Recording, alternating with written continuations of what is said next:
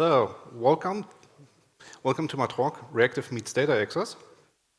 I am Mark Paluch, and I'm working for Pivotal. And I'm going to talk today how to use reactive programming and how to combine that with data access. I'm working on the Spring Data team together with my colleagues on modules like MongoDB, Spring Data JPA, and a couple of other NoSQL stores. And to see what's different for reactive data access, we have to learn how do we access data today to see really the key difference. So most applications today are somehow web applications, and they are request-response oriented. So if you start with a request in the front, you perform some data access. The data store is usually some remote service. It takes some time until the remote service processes its call. That's usually called I/O wait. So that's the waiting time your layer is waiting until the data store responds. And once the data comes back in, you are finally able to process the data. So you're requesting a chunk of data, waiting until this chunk is arrived to your data service, and then you're able to process it and give the response to your piece that requested the data. So in the most cases, it's the case, well, the guy at the front is waiting until everything that happened in between is finished.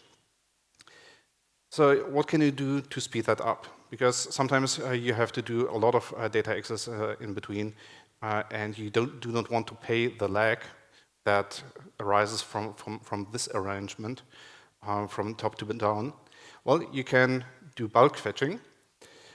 And what you basically do there is that you still request data, you do bulk fetches, you do multiple calls to minimize the lag of the whole sequence to the very, very near part that is in between of your data access and your remote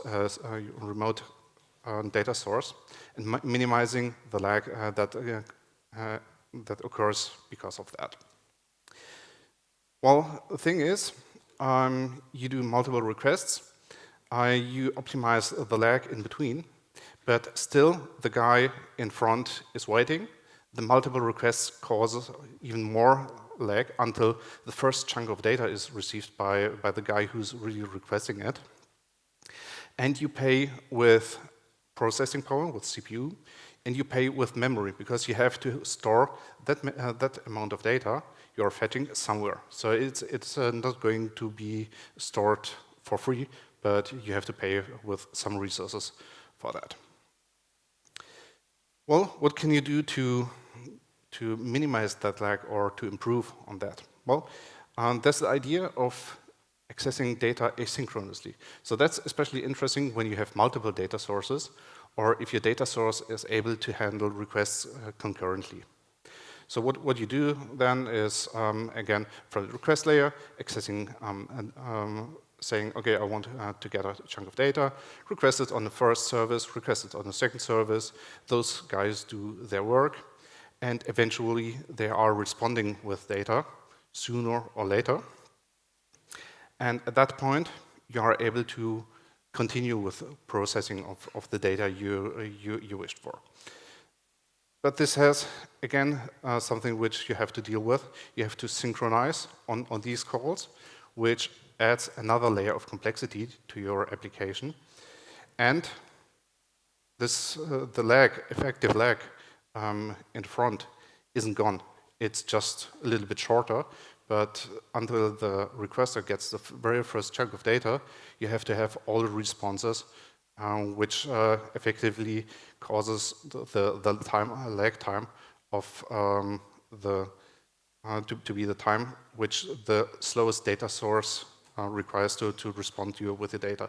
So even if you have 10 data services and 9 of them respond quite fast, and the one is a slow one, you have to pay the time of the slow service.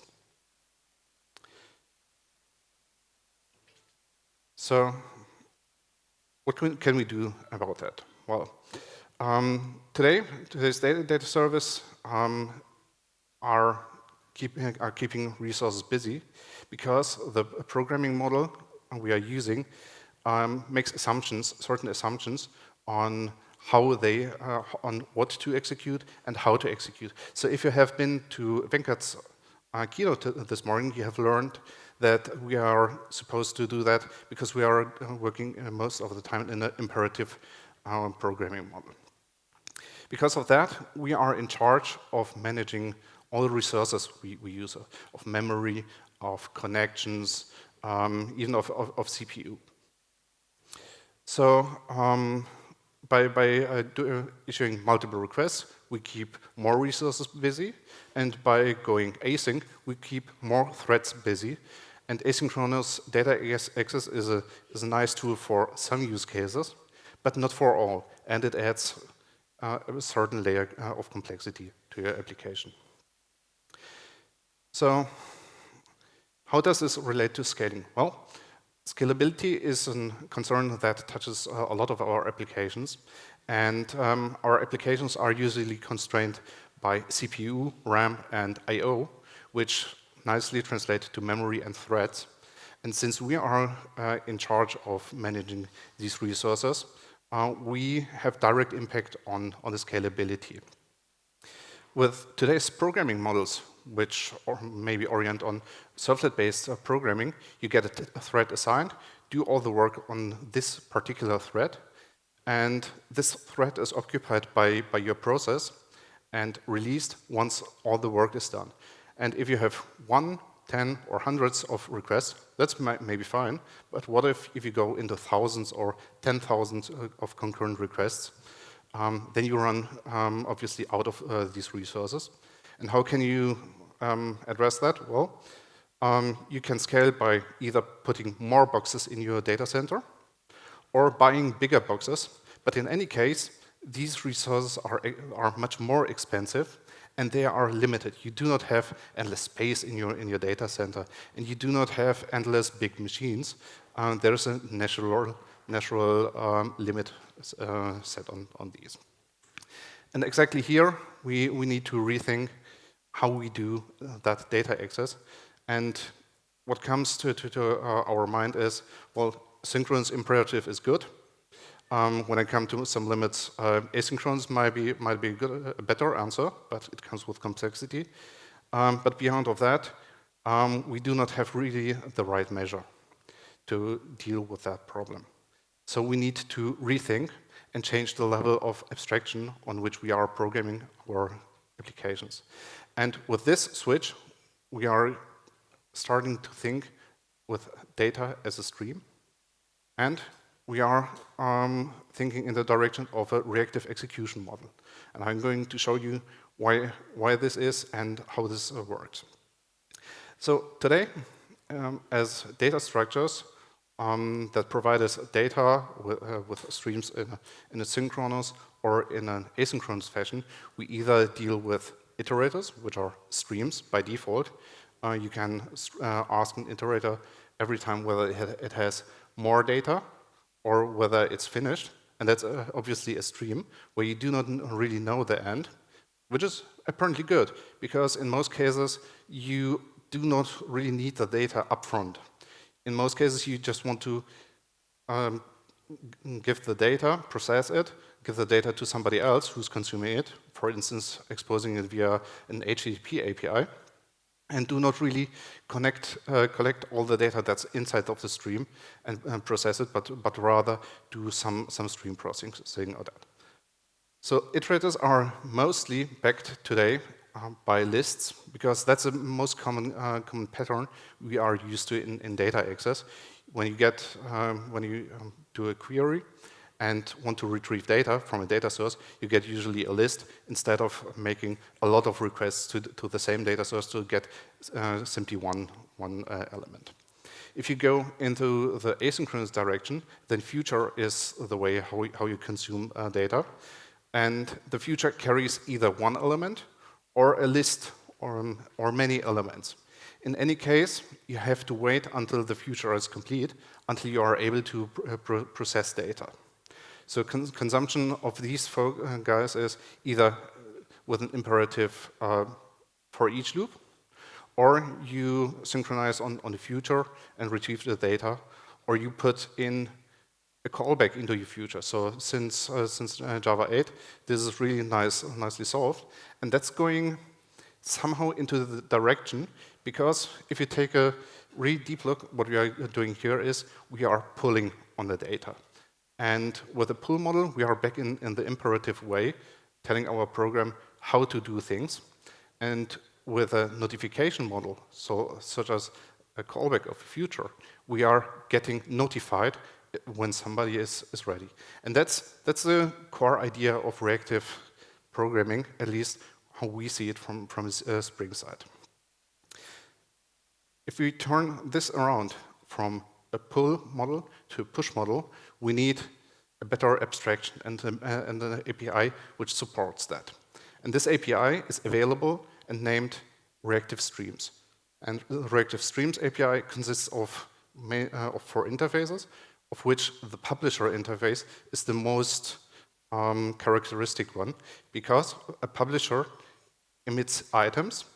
It does not say how many it emits, but it's a thing that will give you always one item, or to generalize it, it will notify you every time an item comes in.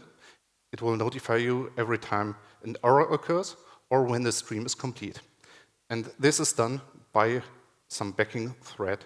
So you have an I/O thread that is notifying the publisher and transposing these signals to everybody who is interested in this publisher.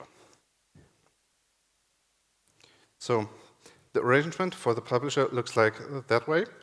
You have a publisher, which is your data source. You have a subscriber, which creates a subscription. And through this subscription, you communicate with a publisher. And the publisher is emitting items over the subscription. And in between, you are able to have multiple streams which do things like mapping items from one data type to another, or filtering items, or creating asynchronous streams in between.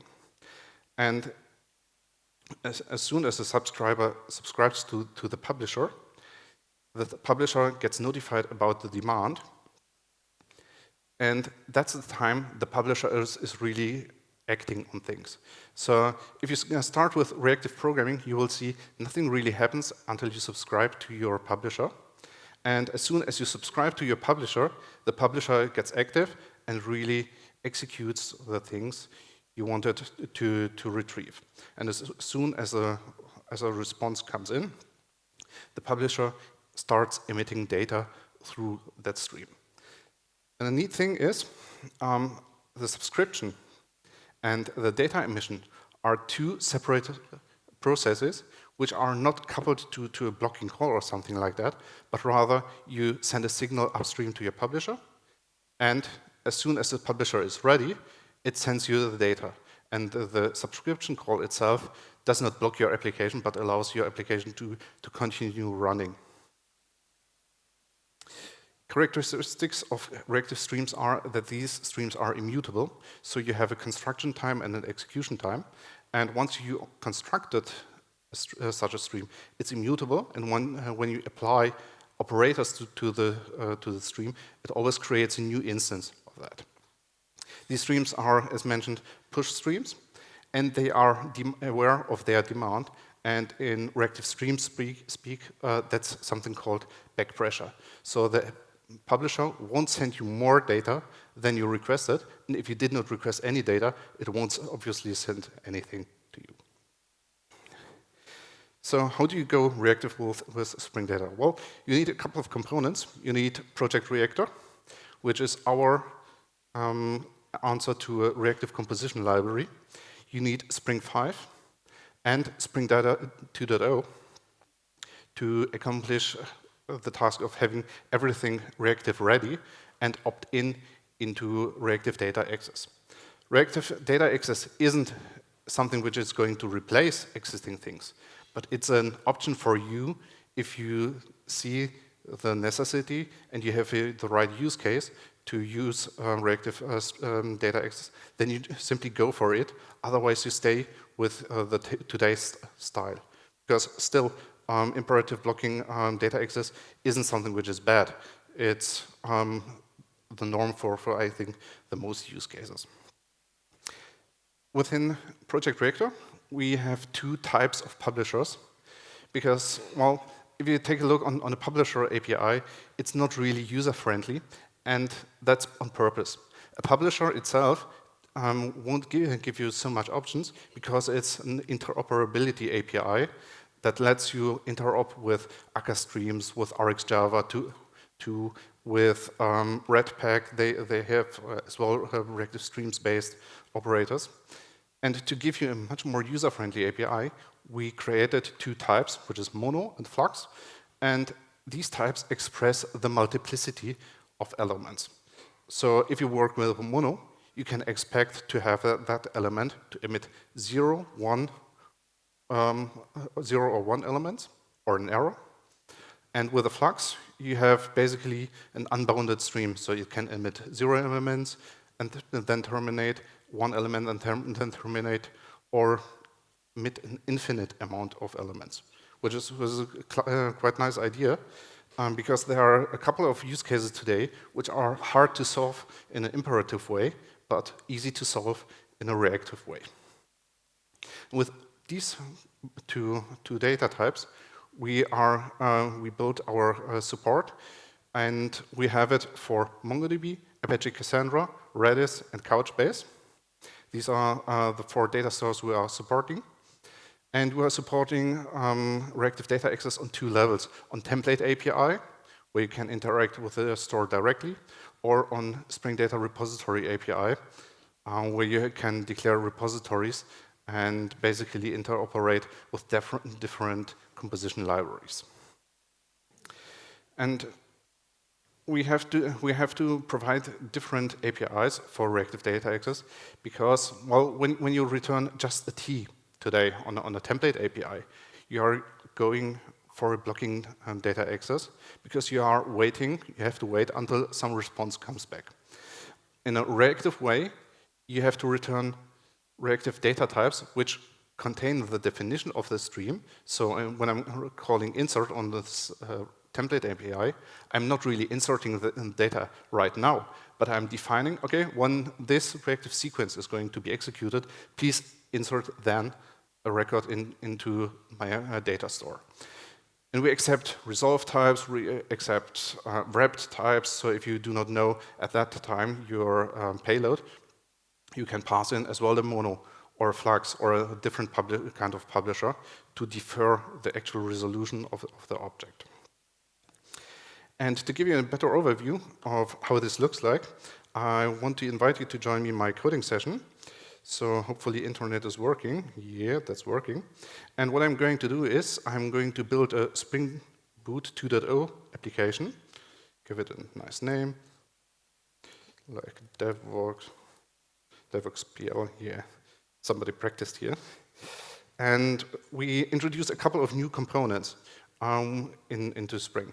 We have a component called WebFlux. That's our reactive web component.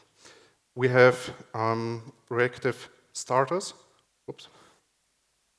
We have reactive starters for Cassandra and MongoDB, and even Redis. And for now, I'm using MongoDB as an embedded database because that's quite easy to bootstrap. And let's take Lombok. Well, Martin already said dependencies come for free from the start of Spring.io, so the more the better. And I generated right now my project, importing it into my IDE. And because Spring Boot 2.0 uses Flapdoodle in a text scope, I need to adjust the dependencies a little bit. But basically, that's it to start off with a reactive application that contains reactive data access and reactive web support. We're supporting with Spring Boot 2.0 and our reactive story, Netty, Jetty, Tomcat, and Undertow web servers, and with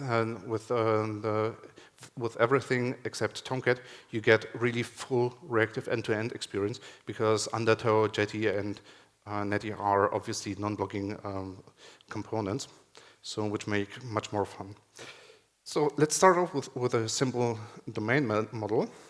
Let's take a class phrase, and I want to store phrases in my MongoDB. Give it an ID, final string phrase to contain the actual phrase, and to not to generate all the constructors and getters and setters. I'm using Project Lombok here to do Lombok all the work for me. And I'm going to insert all these items asynchronously in a timed fashion. So I'm starting that process once, and it's running in the backend. And to do so, I need to have data access. That's going to be via final reactive Mongo operations. And as you can see, everything which is reactive in the Spring data carries the reactive prefix on that, and that's how you recognize that's a reactive data access utility, reactive Mongo operations. And let's execute it via a command line runner. So string, and let's generate it from strings. Phrases. And since we are here in Poland at DevOps, I think I need a little bit of your support because I'm speaking a little bit of Polish, but my written Polish isn't that good. Cześć. Let's take this one. Any other phrases? Oh boy, no. Let's take dziękuję. The easy stuff. Anything else what I could insert here? Piwo. Okay. Yeah. Hopefully it's not spelled too bad. Okay, I think for okay. And I want to generate an endless stream of that out of these that array. So let's take the Java 8 stream and the generate method. Take those phrases in here, new random, and generate on every request a new random number to fetch just some element. And I'm going to map that to a phrase to get a stream of phrases. Stream, here we go. That's this thing. Well, stream is Java 8 API, and it's still sort of blocking imperative, but we can combine it with the Project Reactor API and creating a flux out of that, so flux from stream, and every time you have a plain old Java stream, you can still use it with a reactive API. And now I have a stream which emits phrase items, and I want to do an asynchronous processing here, so emit every 1 or 2 seconds an element and store that inside of MongoDB. And Project Reactor has this nice operators like zip width, filter, map, flat map, all that stuff. And what I'm going to do is I'm combining it with a flux of interval. That's a generator that emits every interval a number, which is monotonically increasing, so 0, 1, 2, 3, and so on. You get the idea. Give it a duration of 2 seconds.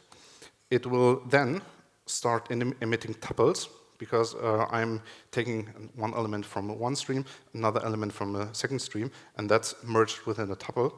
And since I do not have a real use for the counter, I'm mapping the tuple.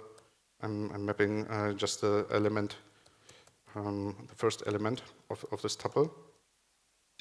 and retrieving this phrase. Doing a flat map. A flat map is initiating asynchronous sub-process, an asynchronous substream, you could say. So why is this? Well, reactive Mongo operations has this save or insert methods which return a mono. And with a regular map, I'm allowed to return a resolved type. So at this point, I would be allowed only to return the element itself or another element. But if I want to stay within the reactive asynchronous processing and not block stuff, I have to use flat map here. And to show that things are really happen, let's take system out and print what we are doing here. So, well, right now I've written quite a few lines, but if I leave it that way, nothing really will happen because I just declared my sequence, but I'm not executing it. To execute it, I have to do something additional, which is open a subscription. And that's rarely something you are going to do within your code. Usually the subscription is going to be handled for you by your framework, by somebody who has all the infrastructure under control, which is able to schedule these kind of things to take the burden from you of managing resources. So after subscribe, this asynchronous process starts running. And to show you that we are not blocking here, let's add another system out and saying happy, saving phrases, yeah, and let's run this. So I'm spinning right now an in-memory in MongoDB, and you're seeing that in my console, things are starting to happen. So every 2 seconds, I'm inserting data into the MongoDB, and every 2 seconds, I'm seeing that output. Here we go. That output of my do on next hook. So every element is printed to the console. And let's check with MongoDB whether things are really happening. Mongo -- port. Here the port number, db phrase count. Let's execute that, 19, 20, and so on and so on. So by this, I'm asynchronously storing data inside of my MongoDB and effectively not blocking nothing because the threads are occupied only when there's work to do.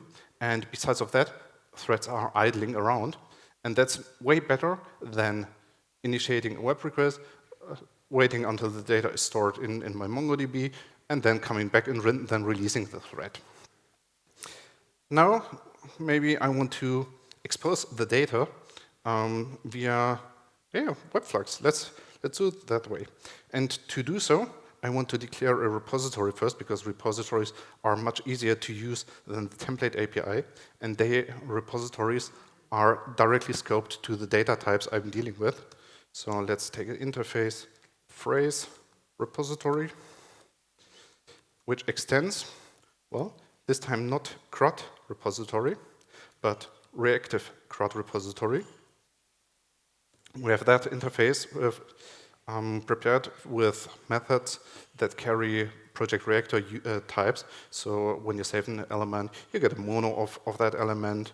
If you save all, then you get a flux out of that, and so it continues. So let's continue with that. Raise, and string is the ID. That's it. And I'm going to use that phrase repository in a REST controller, requirement args controller, constructor, and a class, phrase controller. Well, until now, nothing is really different to a web MVC controller, and even the get mapping or any other kind of mapping stays the same. Phrases.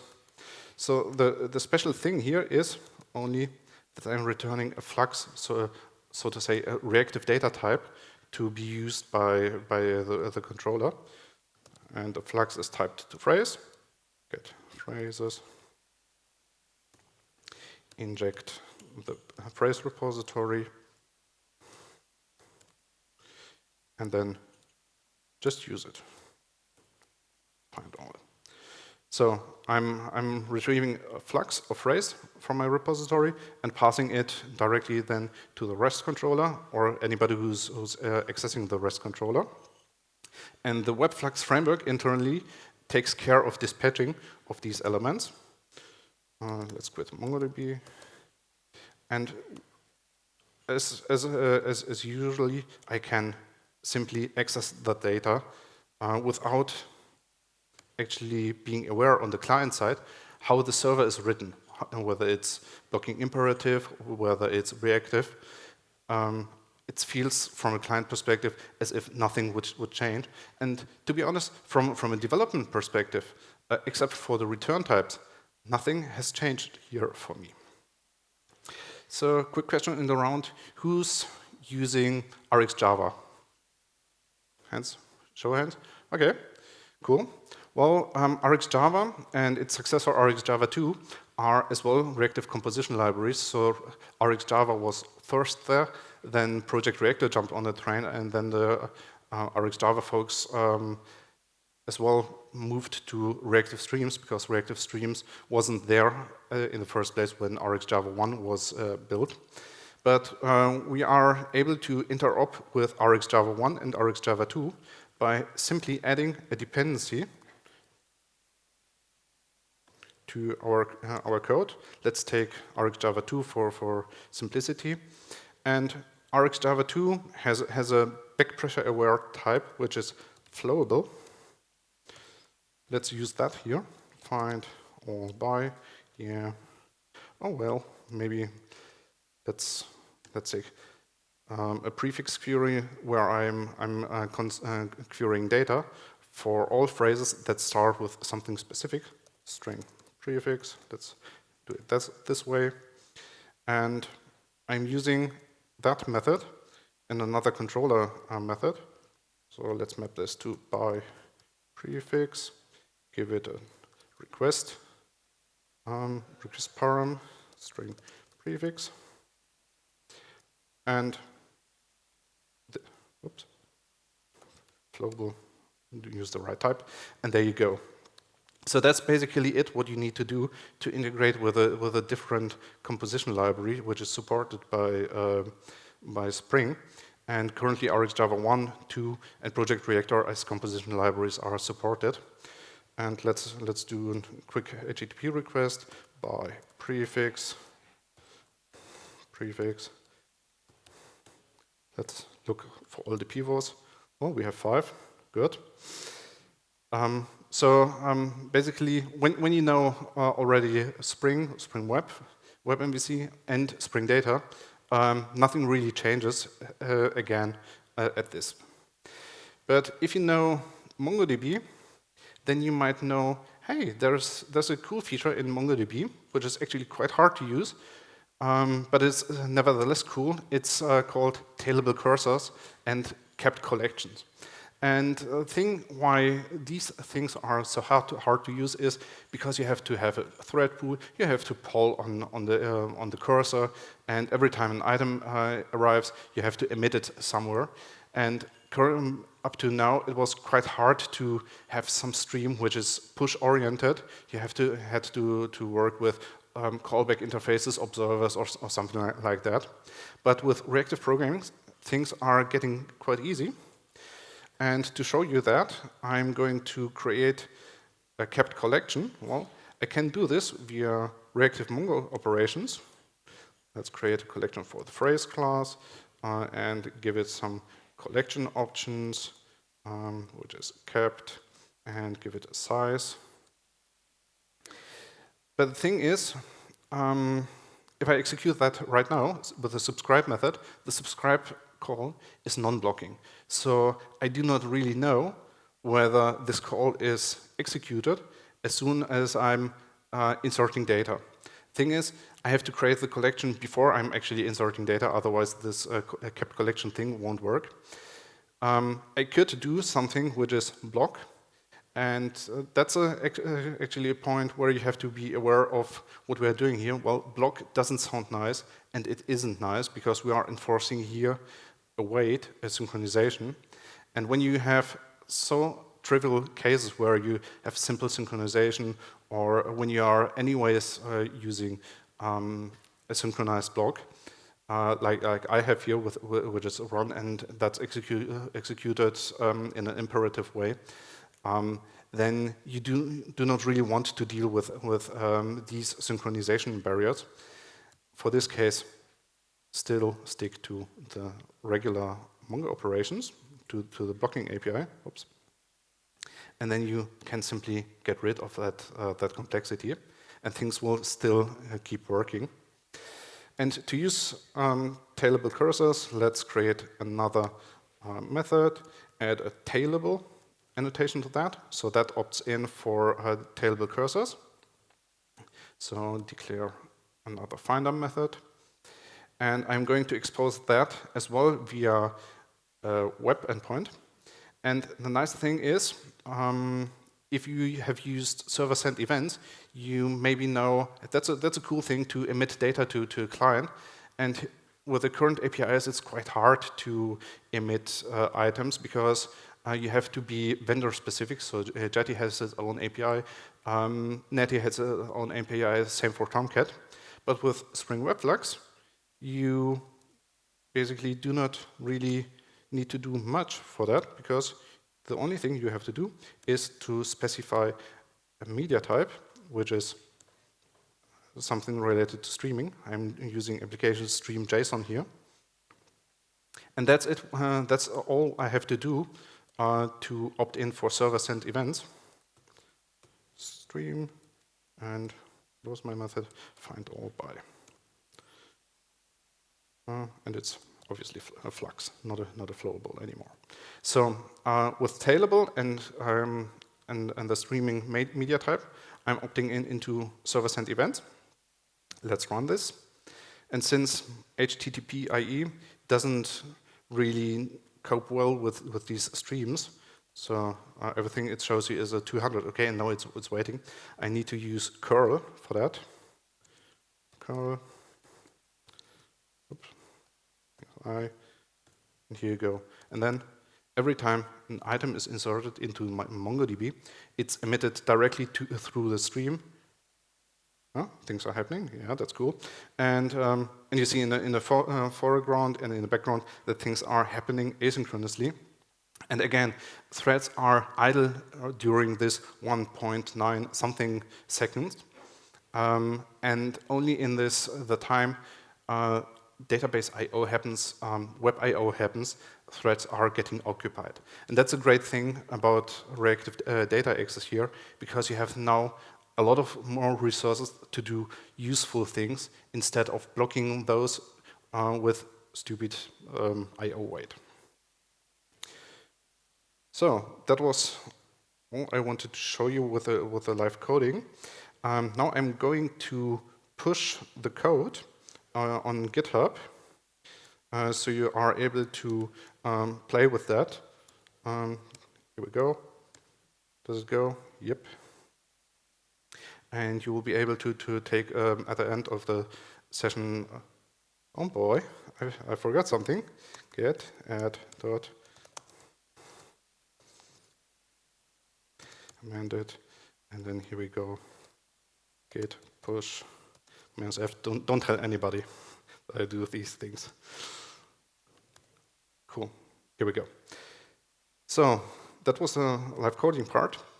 And since we are running towards the end of the session, I want to wrap it up with some other things that you are going to see with Spring Data 2.0 to happen.